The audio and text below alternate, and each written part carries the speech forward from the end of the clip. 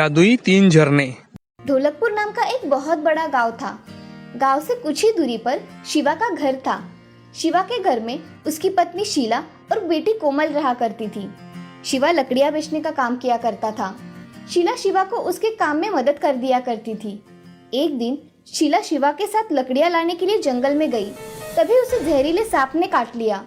सांप का विष इतना जहरीला था कि शीला की जंगल में ही मौत हो गई। ये देख शीला, उठो ना शीला, तुम मुझे छोड़कर नहीं जा सकती। ऐसा कहकर शिवा बहुत रोने लगा। कोमल तो अपनी माँ को देख फूट फूट कर रोने लगी। जैसे तैसे शिवा कोमल को संभालने लगा, मगर कुछ ही दिनों में उन दोनों के खाने के लाले पड़ने लगे। इसीलिए शिवा ने दूसरी शादी कर ली। शिवा की दूसरी पत्नी सुधा दिखने में बहुत ही सुंदर थी।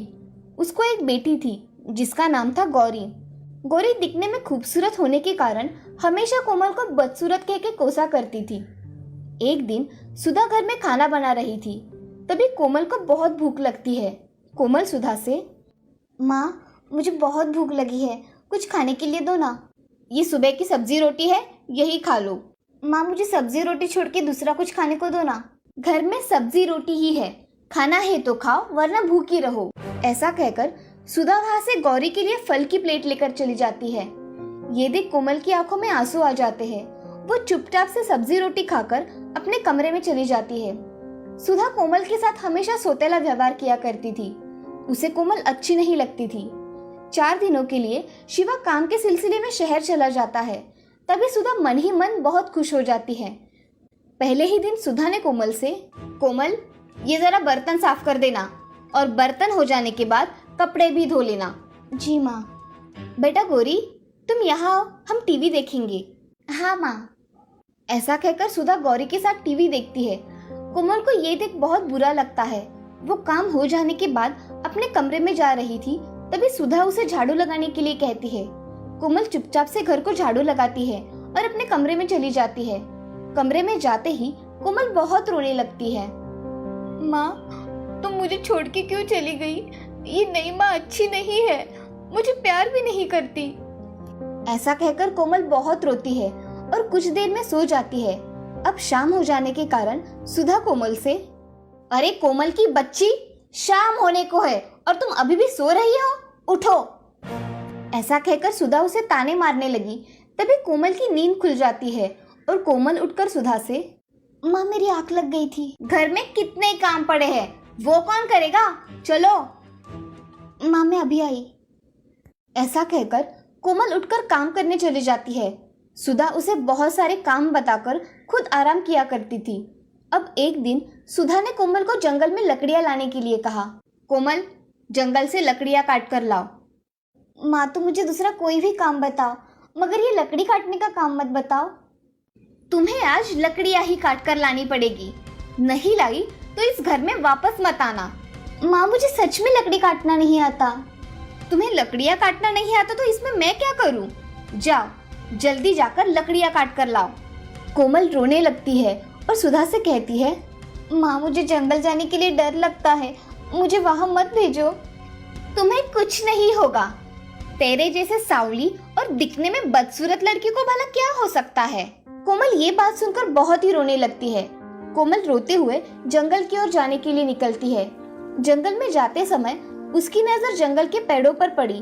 जंगल के पेड़ बहुत ही सुंदर थे। आगे जाकर कोमल को अपनी माँ की याद आने लगी। वो एक जगह बैठकर बहुत रोने लगी। हे भगवान, मेरी माँ अगर होती तो मुझे कितना प्यार करती। ऐसा मन ही मन सोचकर कोमल अब बहुत रोने लगी। रोने की आवाज सुनकर वहाँ जंगल की परी आ गई। परी कोमल से, क्या हुआ बेटी, तुम इतना क्यों रो रही हो? आप कौन हो? मैं इस जंगल की परी हूँ, तुम क्यों रो रही हो? हे परी रानी, मेरी सौतेली माँ मुझसे प्यार नहीं करती और मुझे हमेशा काम करने को कहती है, मैं क्या करूँ? तुम मेरे साथ आओ, मैं तुम्हें एक अद्भुत जगह दिखाती हूँ। ऐसा कहकर परी और कोमल कुछ देर चलने के बाद एक जगह पर पहुँच जाते हैं। वहाँ 3 झरने थे। पहले झरने का रंग था नीला, दूसरे झरने का रंग था पीला और तीसरे झरने का रंग था गुलाबी। कोमल झरनों को देखकर बहुत खुश हो जाती है। तभी कोमल परी से, परी रानी ये झरने कितने सुंदर है। मुझे तो अपनी आंखों पर विश्वास ही नहीं हो रहा है कि इतना सुंदर झरना हो सकता है। कोमल, ये झरने जादुई है। ये नीला झरना तुम्हें पैसा देगा, पीला झरना तुम्हें बहुत सारा सोना देगा और गुलाबी झरना तुम्हें बहुत सारी खूबसूरती और ज्ञान देगा। इस झरने में जिसने भी एक बार डुबकी लगाई उसे झरने की खासियत के हिसाब से सारी चीज़ें प्राप्त हो जाती है। अगर मैं इस नीले झरने में डुबकी लगाऊंगी तो मुझे पैसे मिलेंगे, दूसरे पीले झरने में डुबकी लगाऊंगी तो मुझे सोना मिलेगा और गुलाबी झरने में डुबकी लगाऊंगी तो मुझे ज्ञान के साथ साथ खूबसूरती भी मिलेगी। मुझे खूबसूरती के साथ साथ ज्ञान भी चाहिए, इसीलिए मैं तीसरे झरने में डुबकी लगाऊंगी। कोमल परी से कहती है, परी रानी, मुझे गुलाबी झरने में डुबकी लगानी है। ठीक है कोमल, तुम गुलाबी झरने में डुबकी लगाओ। कोमल अब गुलाबी झरने में एक डुबकी लगाती है। डुबकी लगाते ही कोमल दिखने में बहुत खूबसूरत हो जाती है और उसे ढेर सारा ज्ञान भी प्राप्त हो जाता है। कोमल घर जाने के लिए निकलती है। तभी कोमल परी से, परी रानी, आपका बहुत बहुत शुक्रिया, आपने मेरी बहुत मदद की है, मगर एक समस्या है। अब कौन सी समस्या है तुम्हें? मुझे लकड़ियाँ लेकर घर जाना है और मुझे लकड़ियाँ काटना नहीं आता। तभी परी अपने जादू से हाथों पर एक मोती बनाती है और कोमल को देकर कहती है, कोमल, ये लो जादुई मोती, इससे तुम जो भी मांगोगी तुम्हें वो मिल जाएगा। परी रानी, सच में ऐसा होगा? तुम इस मोती से मांग के तो देखो, तुम्हें पता चल जाएगा। ऐसा कहते ही कोमल उस मोती से लकड़ियाँ मांगती है और देखते ही देखते उसके सामने लकड़ियों का ढेर बन जाता है। ये सब देख कोमल बहुत खुश हो जाती है। अब परी कोमल से, कोमल, तुम्हें ये जादुई मोती मैंने दिया है, ये बात किसी को नहीं बताना, नहीं तो इस मोती का गलत इस्तेमाल भी किया जा सकता है। इसे सिर्फ तुम्हारे पास ही रखना। जी परी रानी, मैं इसे मेरे पास ही रखूंगी। ऐसा कहकर कोमल वो जादुई मोती अपने ड्रेस में छुपा देती है और कुछ लकड़ियाँ लेकर घर चली जाती है। कोमल को देख सुधा के होश ही उड़ जाते हैं। सुधा कोमल से, अरे कोमल, तुम इतनी खूबसूरत कैसे बन गई? माँ, जंगल में 3 झरने हैं, एक पीला झरना सोने का, दूसरा नीला झरना पैसों का और तीसरा झरना ज्ञान और खूबसूरती का। तो मैंने गुलाबी झरने में डुबकी लगाई और मैं खूबसूरत बन गई। ये सब बातें सुन सुधा मन ही मन कोमल को, क्या मूर्ख लड़की है, पैसा और सोना छोड़ के इसने ज्ञान और खूबसूरती चुना।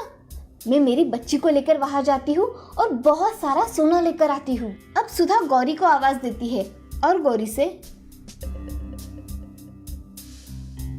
गौरी, चलो मेरे साथ, हम जंगल में जाएंगे, वहाँ जादुई झरने हैं, वहाँ से हम ढेर सारा सोना और पैसे लेकर आएंगे। हाँ माँ, मगर ये सब सच है क्या? कोमल देख कितनी खूबसूरत बन गई है, ये जादुई झरने में डुबकी लगा कर आई है। चलो माँ, मुझे भी जल्दी जंगल जाना है और झरने में डुबकी लगानी है। ऐसा कहकर सुधा और गौरी जंगल में चली जाती है। कोमल ने बताए हुए रास्ते से जाकर वो 3 जादुई झरनों के पास पहुंच जाती है। तभी सुधा गौरी से, गौरी, तुम सोने के झरने में डुबकी लगाना, मैं नीले झरने में डुबकी लगाती हूँ, जिससे हमें सोना और पैसे दोनों भी मिल जाएंगे। ठीक है माँ। ऐसा कहकर गौरी पीले झरने में और सुधा नीले झरने में डुबकी लगाती है। जब दोनों बाहर आती है तो गौरी बहुत ही काली और बदसूरत दिखाई देती है। ये देख सुधा गौरी से, गौरी बेटी, तुम इतनी काली और बदसूरत कैसे बन गई? माँ, आपका भी रंग कितना काला हो गया है, ये हम दोनों को क्या हुआ है? तभी सुधा और गौरी के सामने एक परी प्रकट हो जाती है और परी सुधा से, ये जादुई झरना है, इसमें कोई भी व्यक्ति आकर डुबकी नहीं लगा सकता। तुम दोनों के बुरे विचारों के कारण तुम इतनी बदसूरत बन गई हो, अब अपने कर्मों का फल भुगतो। हे परी रानी, हमें माफ कर दो, हमसे बहुत बड़ी गलती हो गई, हम पे कृपा करो। ये झरना जैसी व्यक्ति वैसा फल देता है, मैं इसमें कुछ नहीं कर सकती। तभी वहाँ कोमल आ जाती है। कोमल परी रानी से, परी रानी, आप इन्हें माफ़ कर दो, इन दोनों को इनकी गलती का एहसास हुआ है, यही बहुत है, इन्हें पहले जैसा बना दो। परी रानी उसकी विनती सुन के, ठीक है कोमल, मैं इन्हें माफ़ करती हूँ, मगर आज के बाद इन्होंने फिर तुम्हें तकलीफ दी तो ये फिर से बदसूरत बन जाएगी। ऐसा कभी नहीं होगा परी रानी। परी रानी सुधा और गौरी को पहले जैसे बना देती है। सुधा को अपने किए का पछतावा होकर वो कोमल से माफ़ी मांगती है। मुझे माफ़ कर दो कोमल, मुझसे बहुत बड़ी गलती हो गई। मैंने तुम्हें बहुत तकलीफ दी, मुझे माफ़ कर दो। नहीं माँ, तुम माफ़ी मत मांगो। ऐसा कहकर कोमल और सुधा गले लग जाती है। अब तीनों एक साथ खुशी खुशी रहने लगती है और ये सब जादुई 3 झरनों की वजह से हो पाया था। इस कहानी से हमें ये सीख मिलती है कि जिंदगी में हमेशा अच्छा वर्तन करना चाहिए। अच्छा वर्तन हमेशा सही दिशा की ओर लेकर जाता है।